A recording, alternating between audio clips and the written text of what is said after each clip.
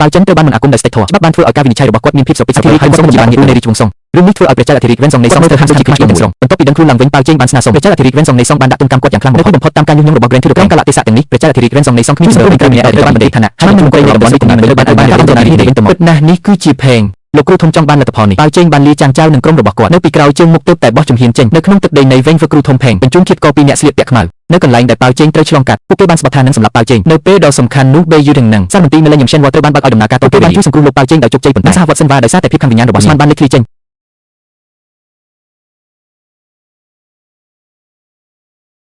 ព្រះមហាក្សត្រធម៌និងពួកបរិវាររបស់ព្រះអង្គបានដឹងថាទីតាំងរបស់ Shenhua ភ្លាមនោះឆ្ពោះទៅកាន់ Beijing និង Beiyou បានអន្តែតពីលើបាយូថាងដឹងថាស្ដេចធំមានការព្រួយបារម្ភយ៉ាងខ្លាំងប្រាជ្ញាចិត្តឈ្នះគាត់មានការព្រួយបារម្ភស្ដេចនៃចិត្តធំមិនអាចទទួលបានសិនវ៉ាទេដូច្នេះគាត់អាចគ្រប់គ្រងសង្វិនបានសូមបានរំខានដល់តុលាការដូច្នេះគាត់ត្រូវបានបន្ទាបថេងបានបញ្ចុះបញ្ចូលបាវចេងឲ្យបញ្ជូន Shen កុមារនោះត្រូវបានប្រកួតជួយសម្លេងធ្លាប់លឺលោកអូយ៉ាងយានធ្លាប់និយាយថាបើ Shen កុមារនោះត្រូវបានប្រកួតទៅឲ្យព្រះបាទធំរាជាដែលនឹងបំបែកមេឃនិងផែនដីសូមឲ្យរឿងនេះនាំមកនូវពរជ័យសម្រាប់ប្រព័ន្ធរបស់បាវចេងមិនត្រឹមតែមានចិត្តទូលាយមួយនៃរបស់រាជវង្សសុងហើយថែមទាំងកាន់តែពិសេសជាជនរាប់លានអ្នកនៃរាជវង្សសុងមានត្រកូលនៅពេលនោះព្រះបាទធំរាជានិងពួកបរិវាររបស់ព្រះអង្គមនុស្សនោះបានដេញតាមគាត់ហើយគាត់បានព្យាយាមបញ្ចុះចេញបានប្រកូលសិនវ៉ាឲ្យតែគាត់បានទទួល Shen វ៉ាអាយុ 1000 ឆ្នាំហើយយើងនឹងត្រឡប់ទៅភ្នំយមមេងវិញភ្លាមខ្ញុំនឹងលែងខ្វល់ខ្វាយពីការដាំដុះទៀតហើយអ្វីទាំងអស់នៅក្នុងលោកប៉ុន្តែការអនុវត្តរបស់ស្ដេចធរការលះបង់សត្វមានជីវិតទាំងអស់ដោយចំណាយលើពរជ័យរាប់ម៉ឺនឆ្នាំដែលត្រូវបានបែងចែកមានគ្មានអ្វីក្រៅពីអាក្រក់វិវេនិងប្រឆាំងនឹងលោកបាវចេងបានបដិសេធនៅនឹងកន្លែងប្រកូលឲ្យសេនវ៉ាស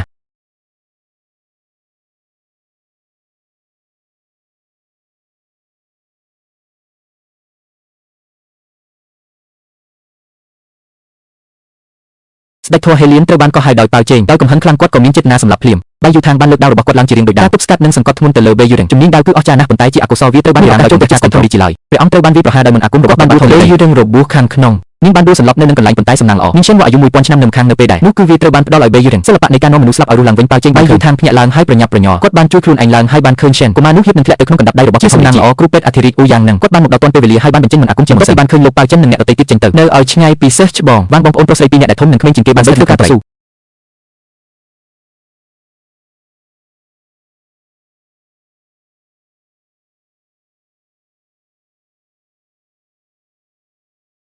ដោយសារតែសម័យកាលនេះអ៊ូយ៉ាងសម្ដែងមន្តអាគមដើម្បីជួយសង្គ្រោះយ៉ាងយ៉ាវនិងបាវកិច្ចខិតខំប្រឹងប្រែងជួយសង្គ្រោះបានប្រើប្រាស់ការកែប្រែយ៉ាងច្រើនវេទមន្តរបស់ខ្ញុំមិនទាន់បានជាសះស្បើយពេញលេញនៅឡើយទេអ៊ូយ៉ាងត្រូវបានម្ចាស់របស់គាត់នាំមកព្រោះត្រូវបានបាញ់ឲ្យហោះទៅឆ្ងាយជាច្រើនម៉ែត្រហើយនឹងគាត់នឹងរកជីវិតរបស់ហូយ៉ាងចាងចៅបានដកដាវរបស់គាត់ចេញហើយវាប្រហារដោយធរ